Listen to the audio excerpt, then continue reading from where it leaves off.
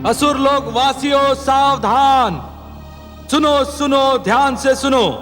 भगवान हिरण्यकशिपु ने घोषणा की है कि इस बार भी मदनोत्सव हर बार की भांति बहुत धूमधाम से मनाया जाएगा।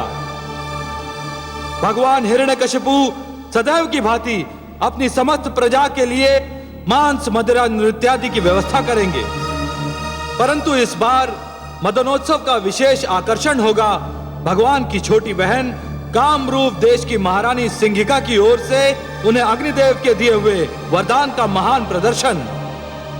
महारानी सिंघिका राजकुमार प्रहलाद को लेकर अग्नि में प्रवेश करेंगी। सारे असुर समुदाय का इस उत्सव में स्वागत है। आहा, ये तो चमत्कार होगा। इस बार मदनोत्सव का आनंद ही कुछ और होगा।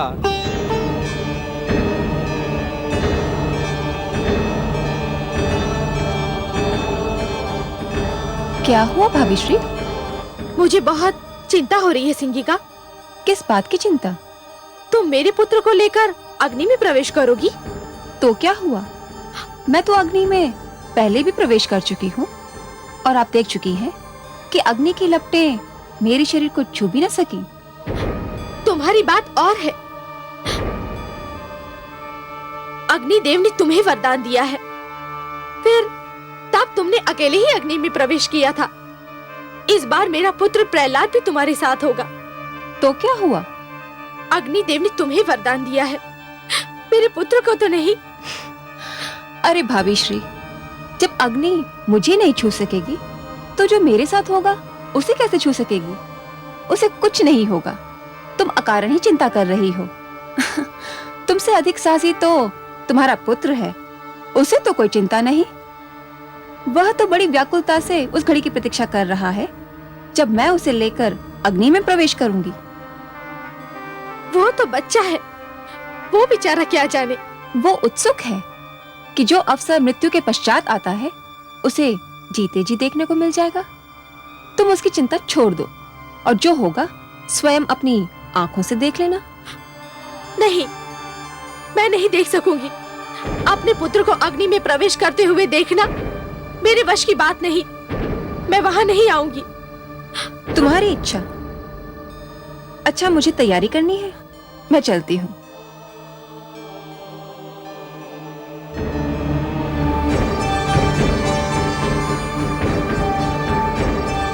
पुत्र प्रहलाद, तुम तैयार हो?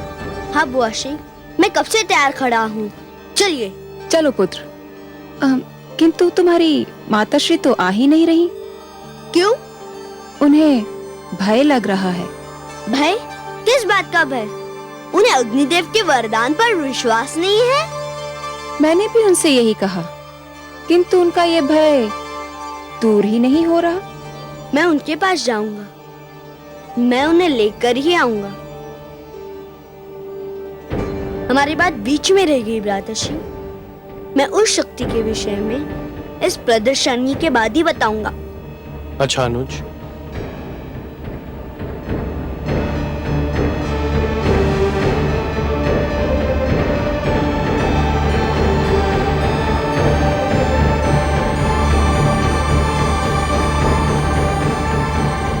इस प्रदर्शनी के पश्चात तुम्हें किसी से कुछ भी कहने का अवसर नहीं मिलेगा।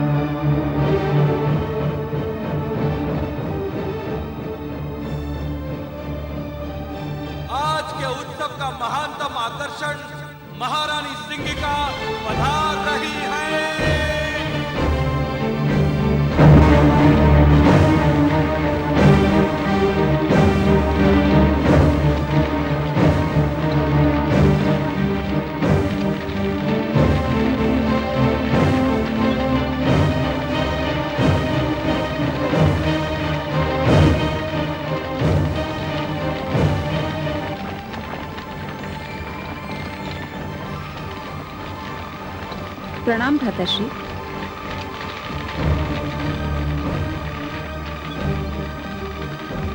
कहाँ है वो दुष्ट, मेरा बैरी, मेरा विरोधी? भाभी श्री को होने गया। वह इस उत्सव में आना ही नहीं चाहती थी, परंतु प्रहलाद चाहता है कि उसकी माता भी इस अनुपम दृश्य को देखे। अभी उन्हें लेकर आता ही होगा। सिंगिका, उसकी मृत्यु अत्यंत आवश्यक है, अत्यंत आवश्यक। इस बार वो बचना नहीं चाहिए। नहीं बचेगा भ्राताश्री। आज आप अग्नि की लपटों का अद्भुत खेल देखेंगे। वही अग्नि जो मेरे शरीर को छू भी ना पाएगी। देखते ही देखते उसकी लपलपाती जीभ प्रहलाद के शरीर को चाट जाएगी। कुछ ही पलों में उसकी कोमल काया को वो राख में परिवर्तित कर देगी और वायु के झोंके उस राख को उड़ा ले जाएंगे। महारानी कयाधु, युवराज आह्लाद और राजकुमार प्रहलाद पधार रहे हैं।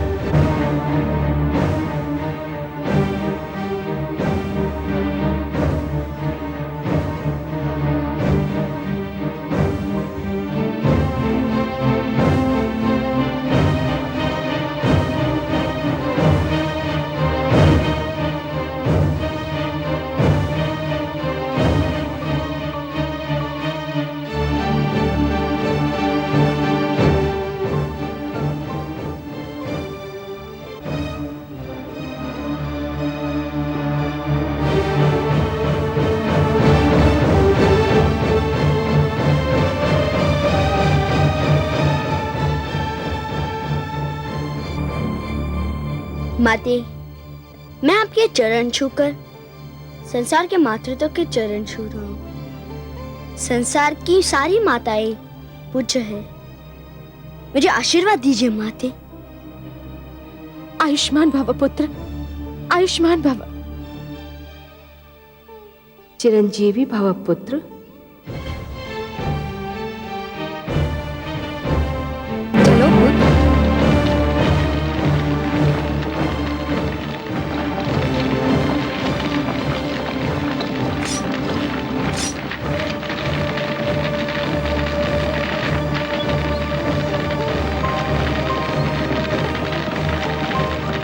चलो पुत्र।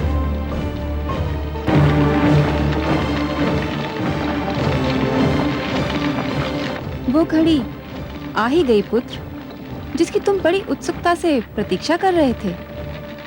मेरे भी जीवन की अनमोल घड़ी, तुम्हारे जीवन की अद्भुत घड़ी पुत्र। जो भी इस चमत्कार को देखेगा भूल नहीं पाएगा, और जो भी इस चमत्कार की चर्चा सुनेगा सिहर उठेगा। रहते महाप्रलय तक आज की इस प्रदर्शनी की चर्चा रहेगी। चलो पुत्र।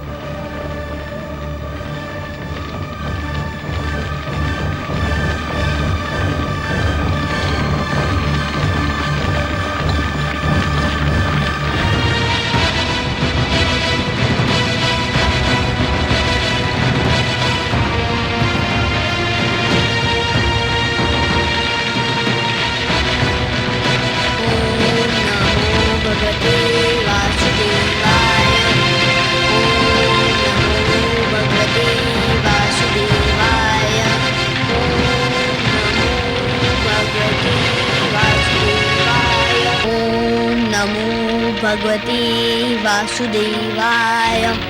पुत्र, तुम्हें भय तो नहीं लग रहा है? कैसा भय बुआ श्री? मुझे तो आनंद आ रहा है।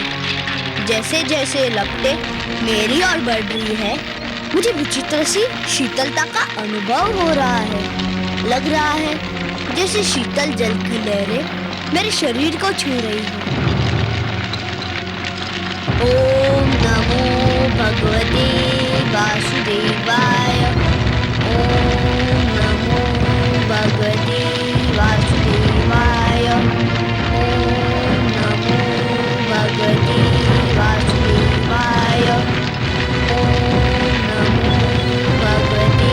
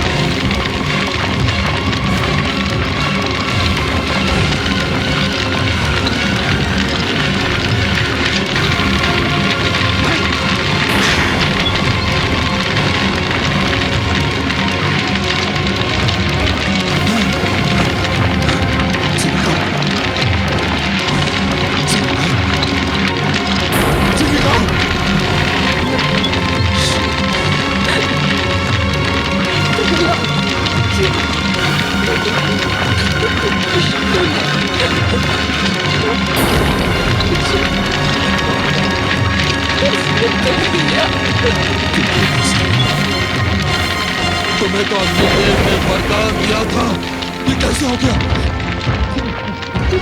प्रहलाद की मायावी शक्तियों ने के वरदान को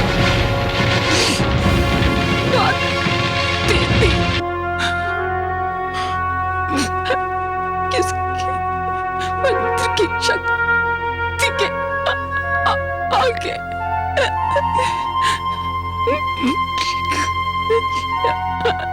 वरदान की शक्ति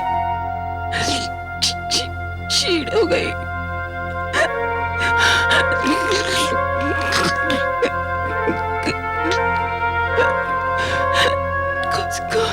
उसका जीवन नहीं छोड़िएगा, जीवन नहीं छोड़िएगा माताश्री। अब कभी